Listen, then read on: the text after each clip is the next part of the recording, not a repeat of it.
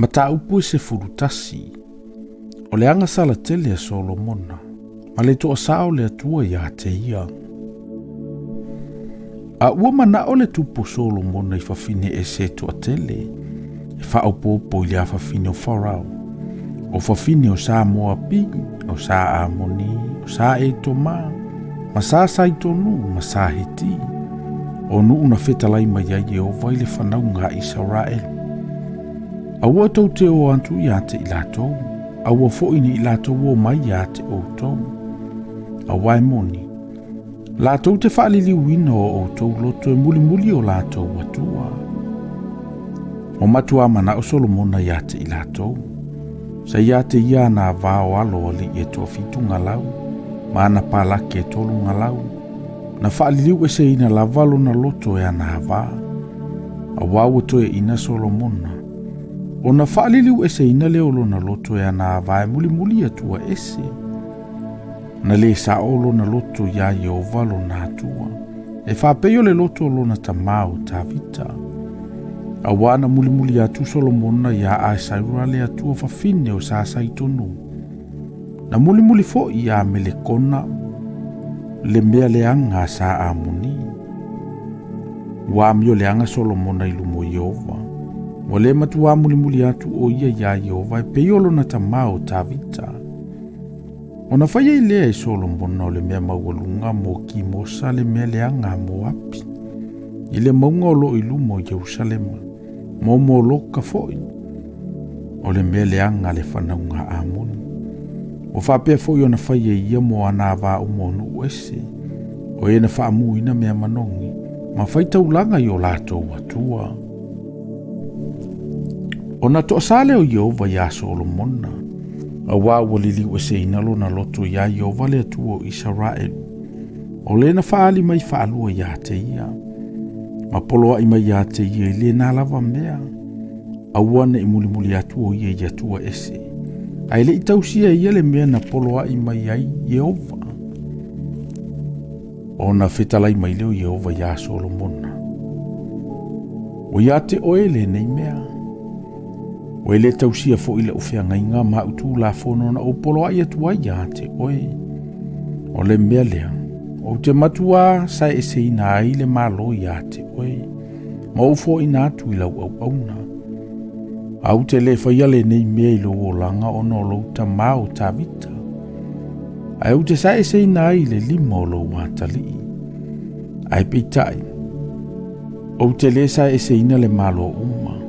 Au te fo ina atu le tu ainga e tasi lo watali. O no lau au auna o ta vita. Ona o Jerusalema fo I ua o filifilia. Ona Faitauina mai le Jehova se tasi te ia Solomona. O atata o lo sa e toma. O so le whanau o le tupu sai e toma. A wā sai e toma ta vita na alua e fo I o apo le pule I au. E tatanu I e na fasiotia. Ine ua uma o na fasiotia o tane umai e toma. A wā sa no fua I o apo ma Israel umai masina e onu. Se ia wha umatia tane umai e toma. O na so sola le o atata o ia matangata e toma. O au auna alona tamafa atasi mai ia. E o atu I ai kupito sa tamai titi fo I o atata. Na tu la I lantou na I mitiana. Ma latou o atu I parana. Na latou wha upopo mai I ante I lantou tangata o parana. Ma watu I ai kupito ia Farao le tupo ai kupito. Sa na foa I mai ia te ia se fale. Ma whai atu e avane me ai ia te ia. Wana foa I mai fo ia te ia se whanua. Na matua alo whangia atata e Farao. Na ia watu fo ia te ia o le usolo na whale tua.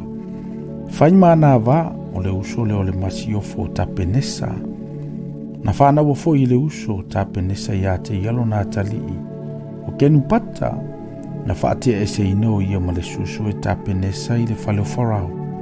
Sa I le ainga o Farao, o kenu pata whaatasi mātali o Farao. O whalongo atata I ai kupito o ta oto ta vita whaatasi mo na tama. O ti fo I o apo le pule I au. Na whai atu leo atata ia Farao. Tu mai ia te au. ia o walu i lo unu. Na tali mai leo wharau ia te ia. Se ase mea ua ele maua ia te au. Ina ua e fialu lava i lo unu. Ona whai atu le o ia, e lea i lava. A ia matu atu ina mai ia te au e alu. O whatu ina mai fo i e le antua se tasi te atu ia te ia o reso na le antali o Eliata. O le na solana i lo nali i o ata te sale tupo sopa. Na whaaputuputo ina mai e ia o tangata ia te ia. Na whai ai o ia mali e aveale au. Na uafasi o tia tāvita o tangata o sopa. Na lato ua fo i tamaseko ma lato unanofo ai. Na pule i lato i tamaseko. Na ita fo i o ia ia Israelu te usanga umo solo mona e whaopo i le leanga na whaia e atata. Wa inosia e ia o Israelu. Na whai fo i o ia matupo suria. O iere po amo fo i. O le atali o ne pata. O le sa e wharaima. Mai se leka. O le au auna ia solo mona. O se rua fo i le ngolo na tina. O le whawhine wotila na tane. Na fo vale fo o ia i le tupu. O le mea fo i le nei na fo vale ai o ia i le tupu. Na whai e solo mona o milo. Na ia so o i mea na so whaia o le aia tāwi talo na tamaa. O iere po amo fo i. O le toa mahalosi ia. O ilo e solo mona o le taule le ato anga ia. O na ia toa fiele o ia e pule i ngā ruenga uma e whaia e le aingo Iosefa. Ona po ia na alua tuai iere po amo na Jerusalema. Na ilo o ia i le ala i le perofeta o Akia. O le sailo na ofu fo o ia i le ofu fou. Wana o ila ua i le vau. Ona tanga o le o Akia i le ofu fou sa ofu o ia. Masa e iai i sai ngā ofu e se fulu ma le lua. Ona whai atua i le o ia ia iero po amo. Ina ave ia mo o e sae ngai se fulu. A walo whapea mai e ova le atu o Israel. Whaauta, o te sa e ia le maloa i le pule a Solomona. O ufo a yantu yate o e tu ai ngai se fulu. Ai peitai, e iai yate ia le tu ai ngai tasi o no lau au auna o tavita. O no Jerusalema fo i o le a aina o filifili e tu ai nga umo Israelu. A wawa lato la foai ia te au. O walato wifo ia a saira le atu o whawhine o sa saitonu. Ma ki mosa le atu o Moapi. Ma mele koma le atu o le whanaunga a moni. E le isawa valifo i lato ia wala. E whaia i mea tonu ia uluma. Ma ana ia utu la fono ma ufaman sinonga. E peiolo na tamao ta vita. Ai utele ave esele malo uma ia te ia. A wau te whaio ia mali ia so uma o lona ola. O nola o auna o tavita na o filifilia. A wana ia tausi ia upolo inga ma utu la fono. Ai ute ave esele malo ilo natali. Ma ufo ina atu ia ante oio i tu ainga se fulu. O te fo ina atu fo ilo natali ile tu ainga e tasi. Ina ia iaila au no tavita le la me pai le au noa i uluma Jerusalema. Le a aina u filifilia moa ua tu waila u ingoa. O te ave fo i mo oe. E te pule i mea uma e mana o iailo loto. E fai fo i oe matupu ia Israel.